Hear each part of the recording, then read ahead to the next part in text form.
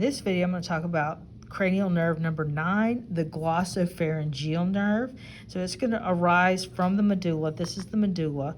This is the glossopharyngeal nerve. Right next to it is the vagus nerve. And so when we come to the sagittal section, you're going to see both of these nerves.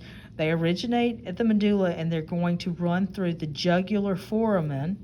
So I'm going to go to the sagittal section. Here in this head model, if we go close, you can see this is the glossopharyngeal nerve, cranial nerve number 9, and then this would be the vagus nerve, cranial nerve number 10.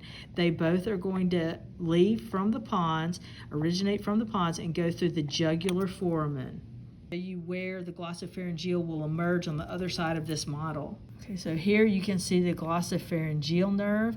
The glossopharyngeal nerve is a mixed nerve. It has motor and sensory fibers. And you can see here, it's going to go to the muscles that serve the throat swallowing muscles. Now I'm going to go back to the inferior brain. So the glossopharyngeal carries both sensory and motor fibers. Motor fibers are both somatic, the skeletal muscles for swallowing, and parasympathetic, dealing with the salivary glands.